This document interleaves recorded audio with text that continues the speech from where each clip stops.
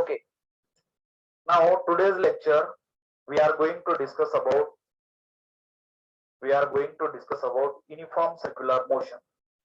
आजच्या लेक्चर मध्ये आपण युनिफॉर्म सर्क्युलर मोशन हे बीट आपण डिस्कस करणार आहोत. It is also called as UCM. याला काय म्हटलं तर UCM. U for uniform, C for circular, M for motion. It is also called as UCM. So write down next study uniform circular motion. Uniform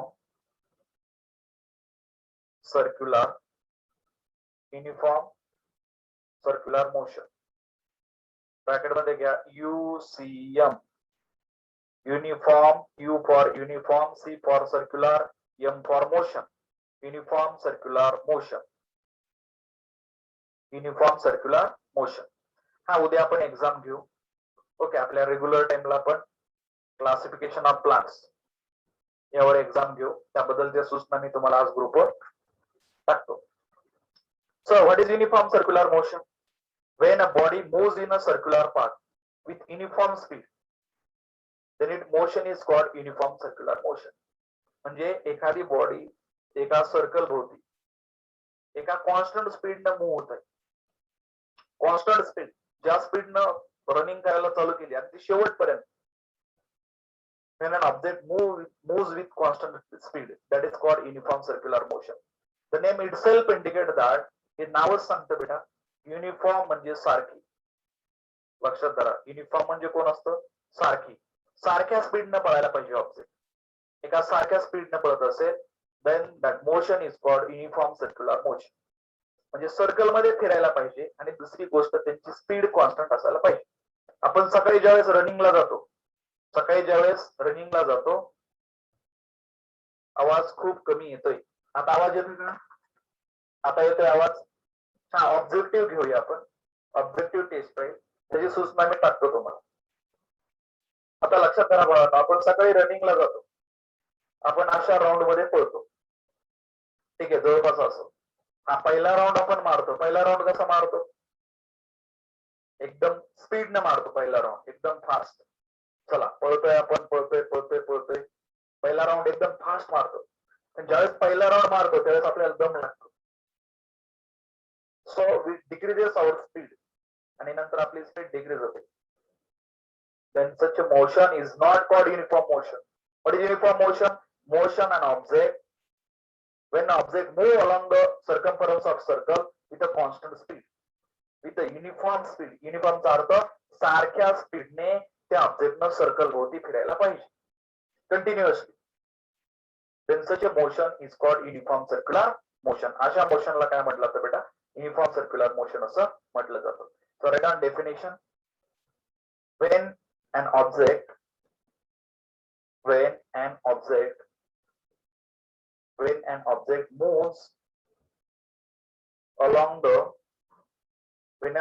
moves along the circumference of circle, when an object moves along the circumference of circle, when an object moves along the circumference of circle with uniform speed, uniform म्हणजे काय बेटा? Constant. with a constant speed, then motion of object is called a uniform circular motion. Uniform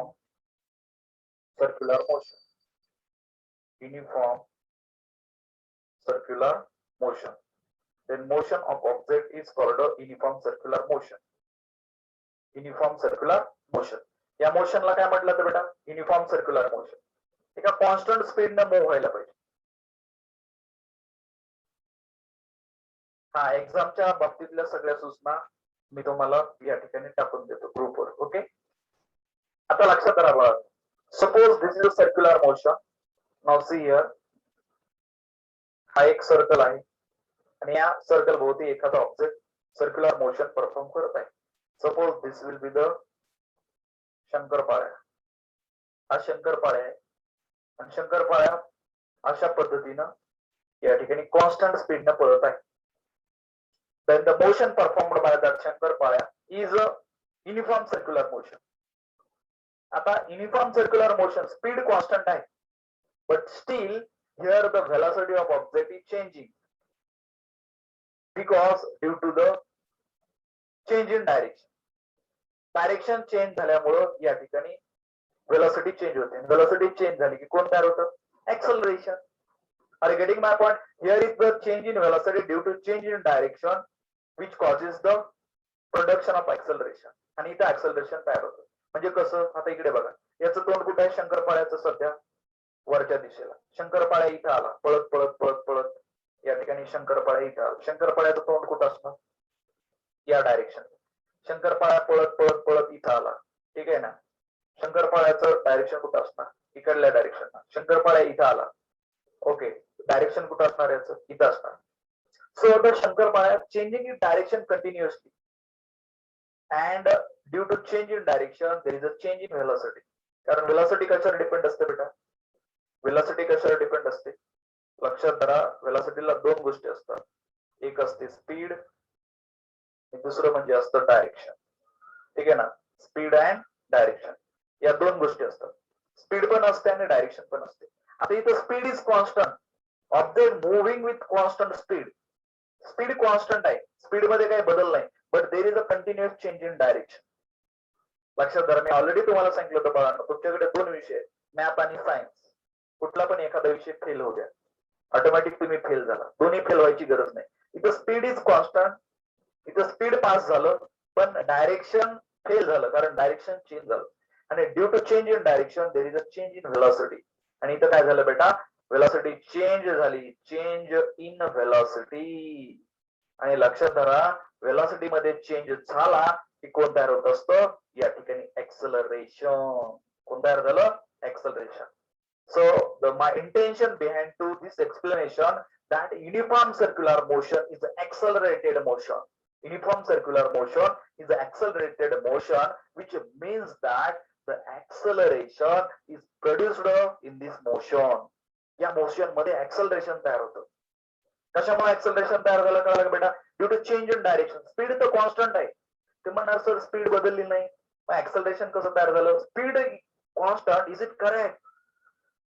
It is correct, but there is a change in direction, so the velocity changed, and change in velocity causes the acceleration. So uniform circular motion is the accelerated motion. The motion कशी असते? Accelerated. That is nothing but acceleration is produced in this motion. या motion मध्ये acceleration तयार होत असतं. So write down next point. In circular motion, in uniform circular motion, असं करू आपण. In uniform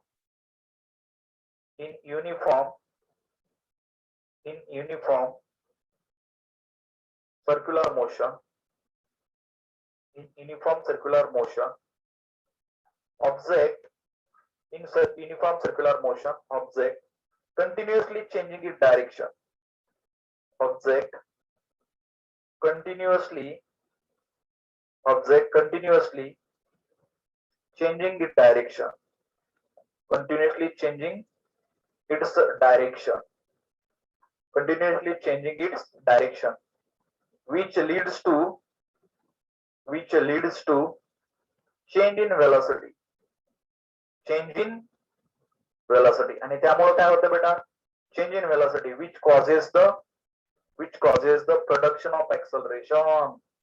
Which causes the production of acceleration. आणि इथं कोण तयार होतं बेटा? Production of acceleration. आणि इथं एक्सेलरेशन तयार होतं. Are you getting my point? Production of acceleration. इथं एक्सेलरेशन तयार होतं, which causes the production of acceleration. Acceleration तयार झालं इथं, which causes the production of acceleration. Acceleration तयार झालं. So uniform circular motion is a accelerated motion. इथं acceleration तयार झालं ना, त्यामुळे एक्सेलरेटेड मोशन आहे. Return. So uniform circular motion, आपण त्याला युसीएम पण असं म्हणत असतो. Uniform circular motion is a accelerated motion. Is a accelerated motion. ही जी मोशन आहे बेटा, कशी मोशन आहे? एक्सेलरेटेड. याचा अर्थ काय होतो एक्सेलरेटेड मोशनचा? Acceleration is produced.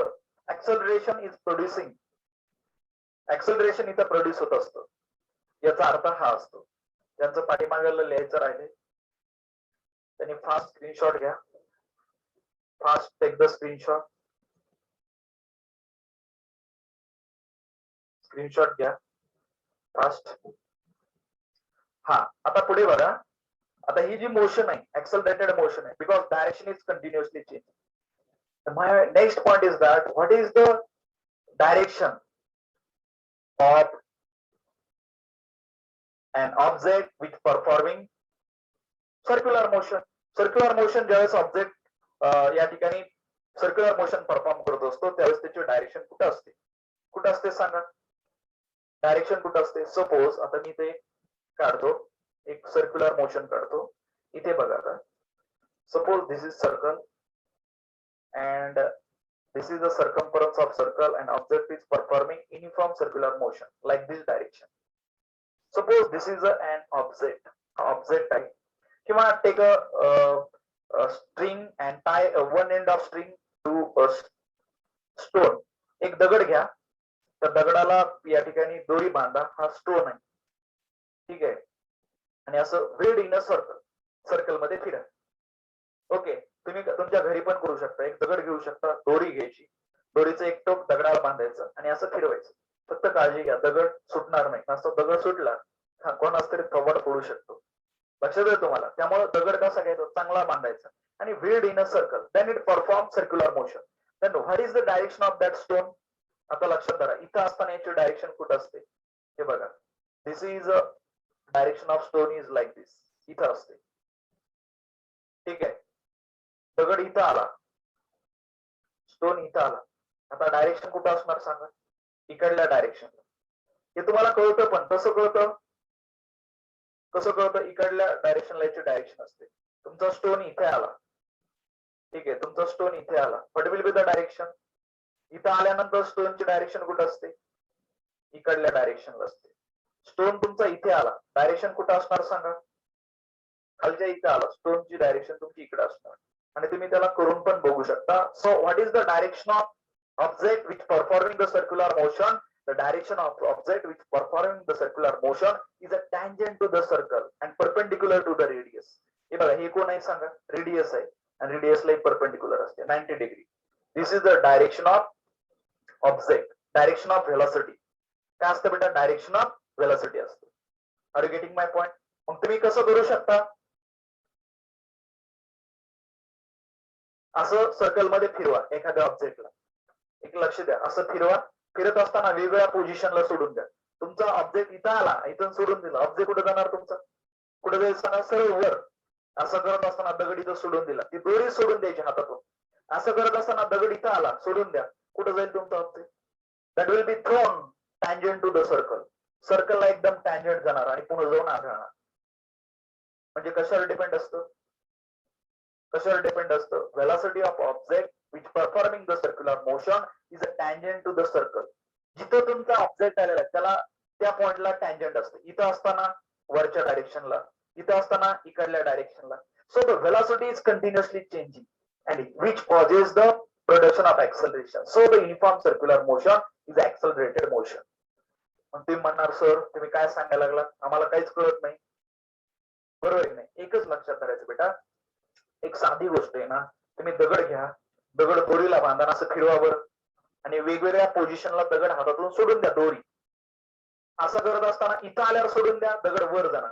असं करत असताना दगड इथं आल्यावर सोडून द्या, दगड इकडे जाणार. असं करत असताना इथं आला, दोरी सोडून द्या, दगड तुमचा खाली जाणार.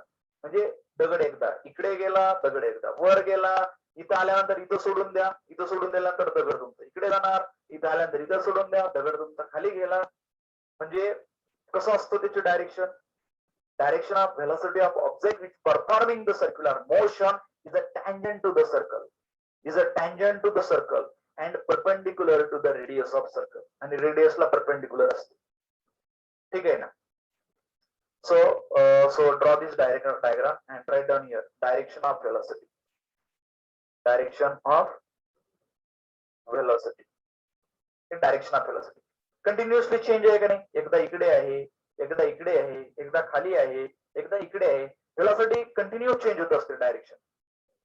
Velocity, direction of velocity is continuously changing. So here is a production of acceleration. म्हणूनच इथे ऍक्सलरेशन तयार होतं. मग आपण ते चौथ्या पॉइंट मध्ये लिहून घेऊया. सगळ्यांनी सर्कल काढा. डायरेक्शन ऑफ व्हेलॉसिटी सगळीकडे लिहून घ्या. म्हणजे व्हेलॉसिटी कंटिन्यू डायरेक्शन चेंज होत असतं व्हेलॉसिटीचं. आपल्याला या डायग्रामवरून कळतं. So write down fourth point. When an object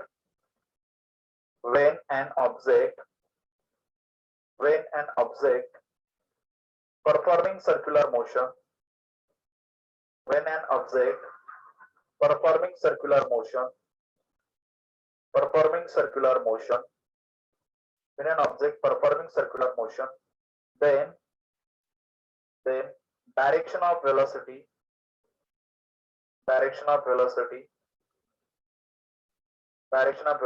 of object continuously changing. Direction of velocity of object continuously changing. Direction of velocity of object continuously changing. Direction continuous change होत असतं, continuously changing, and whose direction is tangent to the circle,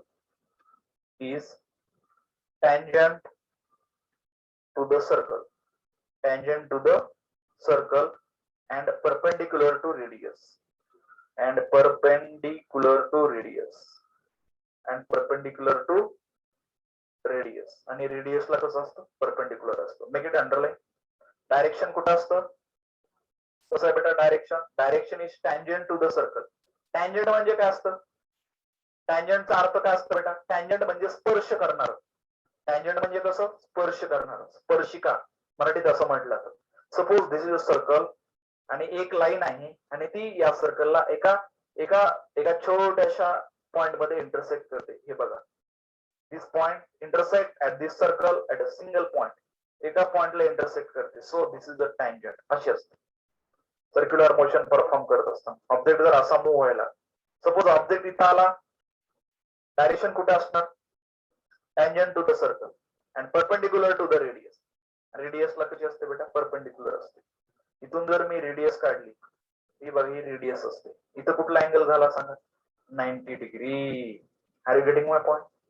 Direction of velocity of object is a tangent to the circle and perpendicular to the radius. Tangent म्हणजे स्पर्श करणारी, स्पर्शिका. Okay, अशा पद्धतीने direction असते. आपल्याला कळायला पाहिजे. सांगा, what is the direction of velocity of object performing circular motion? Tangent to the circle. सर्कलला टँजंट असते आणि परपेंडिक्युलर टू द रेडियस. आणि रेडियसला कशी असते बेटा, परपेंडिक्युलर असते. This is the direction of velocity of object which performing the circular motion. ठीक आहे ना. आता एखादा ऑब्जेक्ट सर्क्युलर मोशन परफॉर्म करत आहे, ज्या सर्कलची रेडियस r आहे.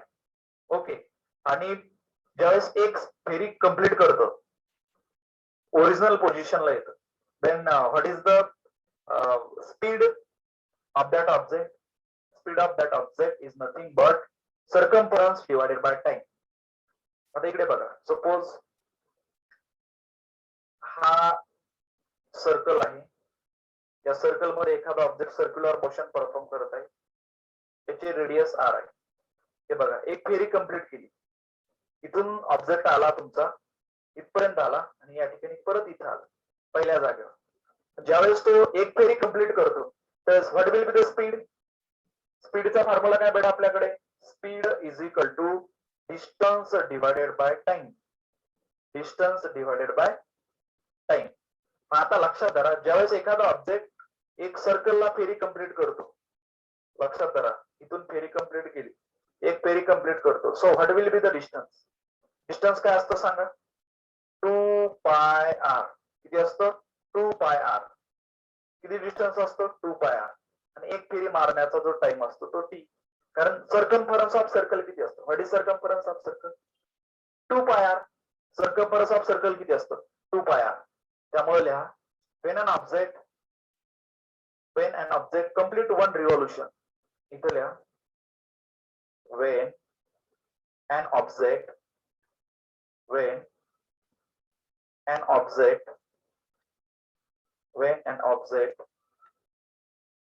complete one revolution. When an object complete one revolution around the circle having radius r, around the circle having radius r,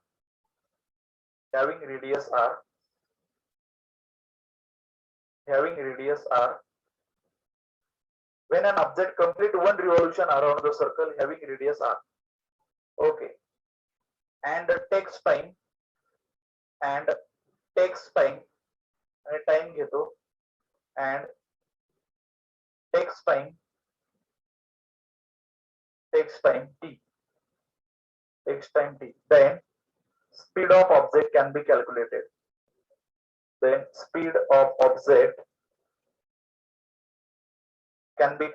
कशी काढणार सांगा? can be calculated कशी कॅल्क्युलेट करणार बेटा सांगा? स्पीड कशी कॅल्क्युलेट करणार? Speed is equal to circumference divided by time.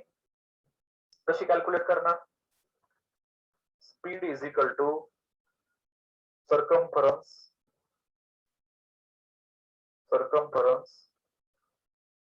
Divided by time. Circumference divided by time. ठीक आहे. सांगा सर्कम्फरन्स काय असतं बेटा? इथे मी लिहितो स्पीडला v लिहितो v. Speed is equal to 2 pi r. Me already वर लिहिलेले 2 pi r divided by t divided by time. एवढी आपली स्पीड असते. एवढी आपली या ठिकाणी स्पीड असते 2 pi r divided by t. तर तुम्हाला अशा पद्धतीने ऑब्जेक्टची स्पीड कॅल्क्युलेट करता आली पाहिजे. ठीक आहे. आता तुम्हाला एक प्रॉब्लेम देणार आहे. या सगळ्या गोष्टी लिहून घ्या. आता तुम्ही त्याला सॉल्व्ह करा. ओके. घाबरू नका. तुम्हाला स्पीड अँड डिस्टन्स आणि स्पीड आणि वेलोसिटी मधला डिफरन्स कळायला पाहिजे हा प्रॉब्लेम सॉल्व्ह करण्यासाठी. चला, आर यू रेडी? सगळ्याला प्रॉब्लेम देऊ, घाबरू नका. प्रॉब्लेम म्हटल्यानंतर झालं का सगळ्यांचं? बॅक पेज दाखवायचं का? ज्यांचं राहिले त्याने स्क्रीनशॉट घ्या. हे परत मी युट्यूबला व्हिडिओ टाकणार आहे. तुम्ही त्यामधून पण लिहू शकता ज्यांचं जे राहिले ते. ठीक आहे. आता पुढे बघा. चला, छान प्रॉब्लेम देतो तुम्हाला. छानपैकी सॉल्व्ह करा. So write down first question लिहून घ्या. अ मॅन असं करू. A man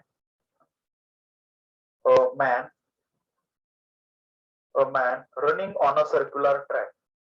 A man running on circular track.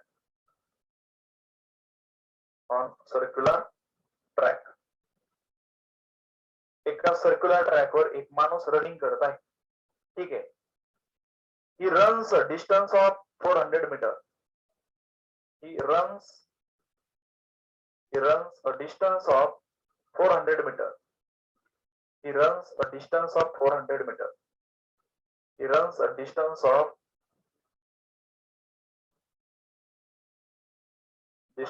400 meter in 25 seconds.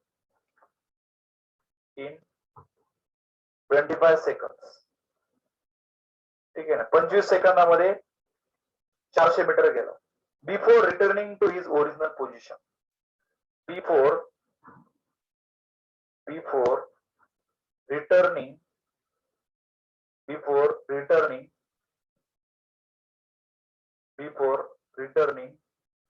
to his original position. म्हणजे त्याला ओरिजिनल पोझिशन वर येण्यासाठी, टू हिज ओरिजिनल पोझिशन, पहिल्या जागेवर येण्यासाठी. ठीक आहे ना. What is the average speed and velocity? What is average speed and velocity? What is average speed? What is average speed and velocity? And velocity. काय perform केलं सांगा बाळांनो? सर्क्युलर मोशन आहे ना. चला, सर्क्युलर मोशन परफॉर्म केलं, एक round complete केला. एका राऊंड मध्ये किती डिस्टन्स कव्हर केलं? ही कव्हर्स 400 मीटर डिस्टन्स. किती मीटर डिस्टन्स कव्हर करतो तो? 400 मीटर. ठीक आहे. आता लक्षात धरा, 400 डिस्टन्स कव्हर केलं आणि तो पहिल्या जागेवर येतो. What is the meaning of return to his original position? Original पोझिशनला आला, याचा अर्थ काय सांगा बेटा? ओरिजिनल पोझिशनला आला ऑब्जेक्ट तुमचा, याचा अर्थ काय? ओरिजिनल पोझिशनला येतो याचा अर्थ काय असतो? The original position is nothing but displacement is 0. लक्षात येते तुमच्या? डिस्प्लेसमेंट किती आहे? Displacement of that object is 0. ठीक आहे ना. Very good. आता इथे बघा, तुमचा ऑब्जेक्ट अशा सर्कल मध्ये फिरून, हे बघा, इथून निघाला होता, इथून रनिंग करत असा रनिंग केला आणि परत इथं आला. ठीक आहे. अगोदर आपण गिवन डेटा घेऊ. Given data.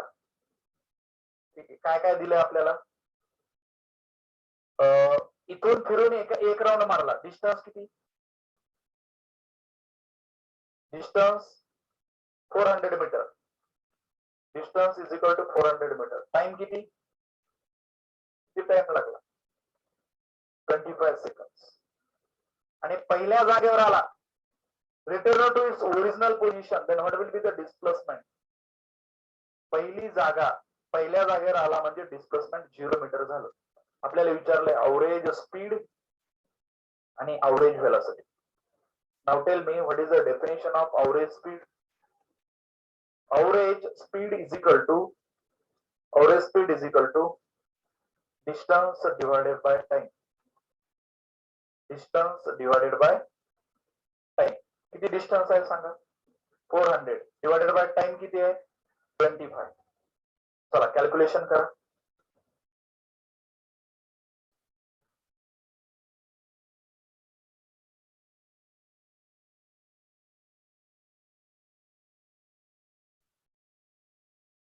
पंचवीस एक्क 25, किती उरले? 15.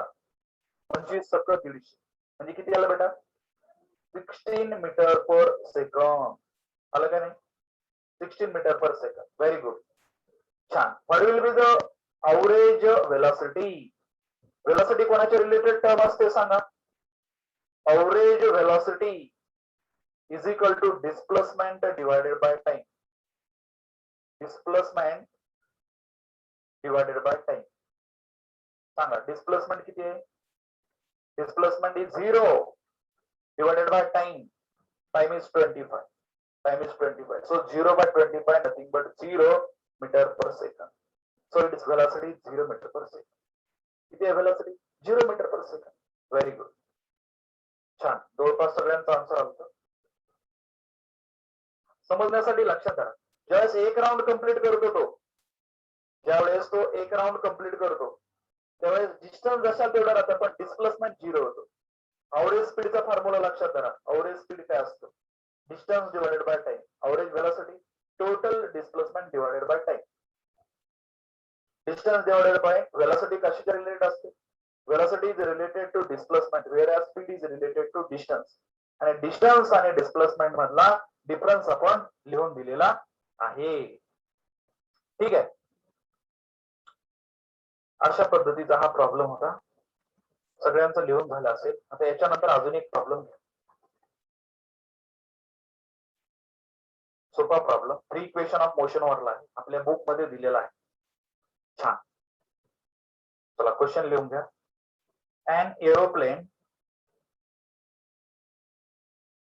an aeroplane लक्षात धरा, taxis on the runway, taxis on the runway 30 seconds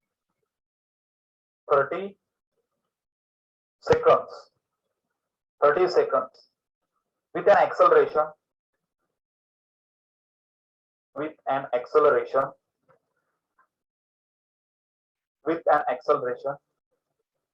3.2 meter per second square, 3.2 meter per second square. Before taking off,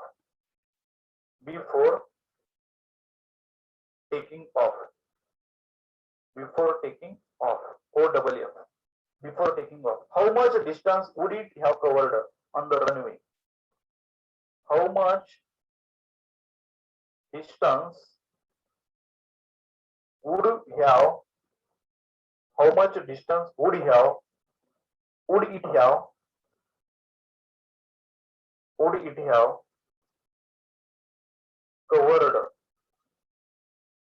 have covered on the runway? ठीक आहे ना, on the runway. आन्सर. आता तुम्हाला माहिती आहे का विमान उडायच्या अगोदर काय करतं? तुम्ही बघितलंय बाळांनो, विमान उडायच्या अगोदर काय करत असतं? सपोज एक ग्राउंड आहे, लक्षात धरा हे ग्राउंड आहे. तुम्ही मूवी मध्ये बघितलं असेल, का विमान पळतं खालून, लांबून पळतं आणि लगेच मग टेक ऑफ करतं. टेक ऑफ म्हणजे उडतं, डायरेक्ट उडतं हेलिकॉप्टर सारखं, असं होतं का? अगोदर पळत येतं, थोडं रनिंग घेतं आणि मग उडतं. ठीक आहे ना. मग आता एरोप्लेन तुमचं पळालं, suppose this will be the aeroplane. लक्षात धरा हे विमान आहे. ठीक आहे ना, हे विमान पळालं, इथपर्यंत आलं. ठीक आहे, तुमचं विमान इथपर्यंत आलं आणि इथून काय केलं त्यानं? टेक ऑफ, उडान घेतलं. यासाठी वेळ किती लागला त्याला इथून इथे यायला? 30 सेकंद. एक्सेलरेशन किती आहे?